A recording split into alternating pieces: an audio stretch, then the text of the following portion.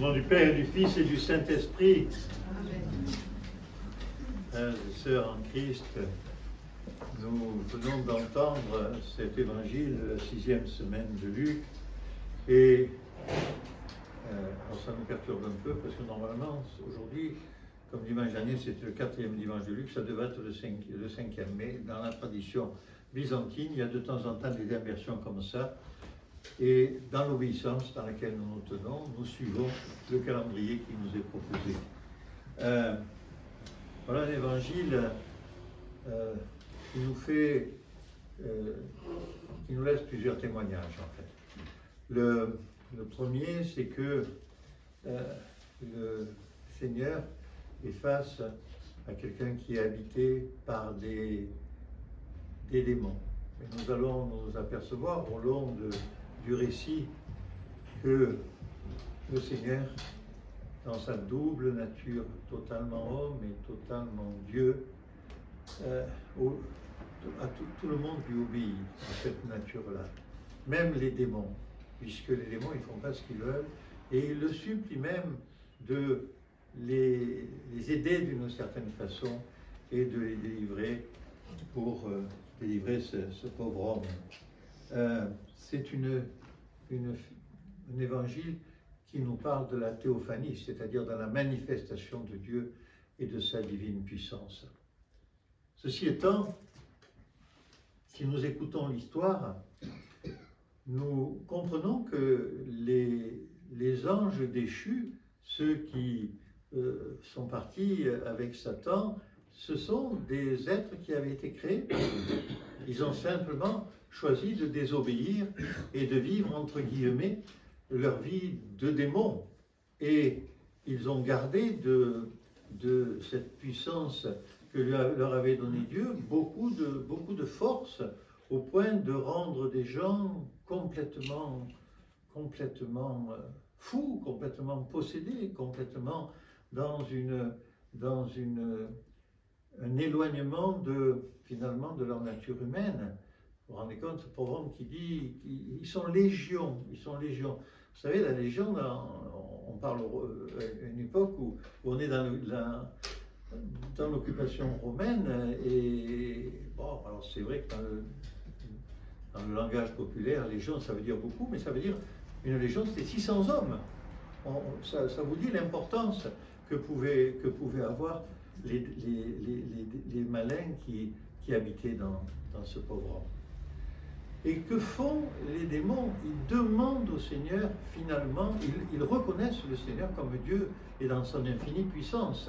Donc il n'y a pas de doute comme ça, les anges déchus, ce ne sont pas des êtres à part, non, ce sont bien des êtres qui ont été créés par Dieu et qui connaissent, entre guillemets, qui est le Dieu véritable, celui qui a pouvoir sur tout.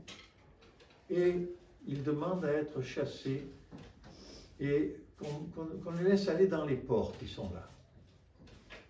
Et puis ils vont dans les ports, et le troupeau, d'un seul mouvement, d'un seul coup, comme lui-même rendu fou par la présence de ces démons en eux, va entièrement se noyer.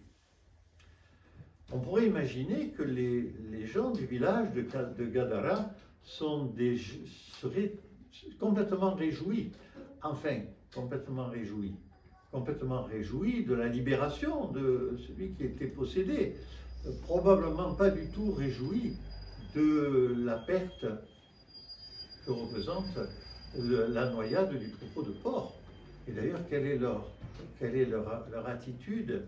C'est pas de dire au Seigneur, on t'aime, on reconnaît ce que tu as fait, on est là pour te dire simplement notre gratitude. Non, non.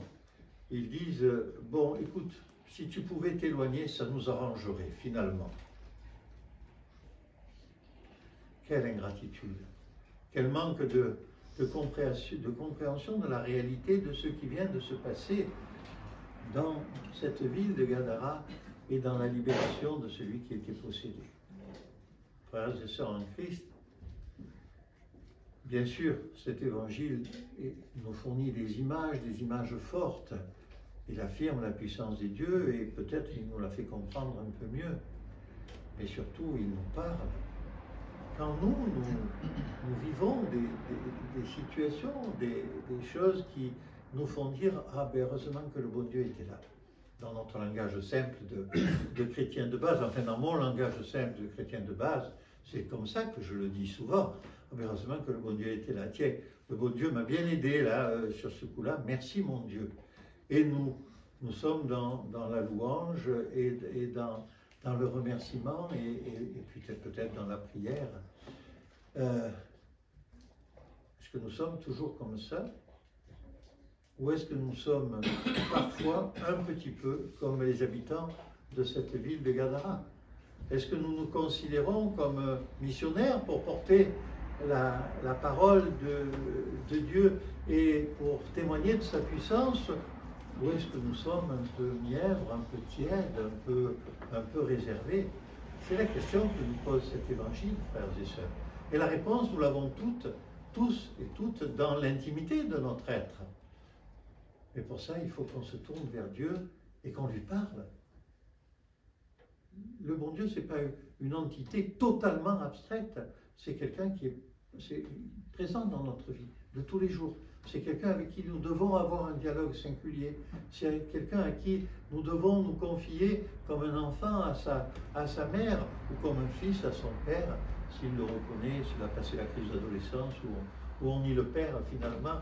Et peut-être certains d'entre nous sont encore dans cette adolescence. Frères et sœurs, le message est aussi simple que celui-là.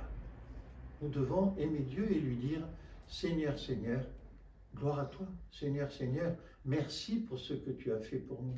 Seigneur, mais même pour des choses insignifiantes. Nous avons un enfant malade, une maladie bénigne, mais à un moment donné, il est guéri.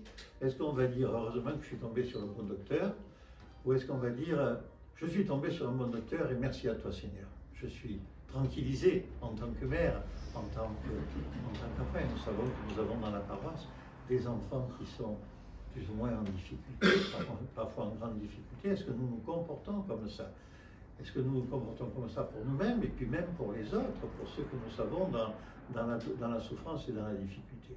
Frères et sœurs, soyons dans le remerciement et dans la louange et dans la présence à notre Seigneur Jésus-Christ, non pas parce que nous sommes meilleurs que les autres, nous sommes terriblement faibles et dans notre humanité empêtrée et empéguée, comme on dirait en Provence, collée à nos faiblesses humaines, nous pouvons essayer de nous décoller un peu et pour cela nous devons simplement chanter et célébrer la gloire du Père et du Fils et du Saint-Esprit.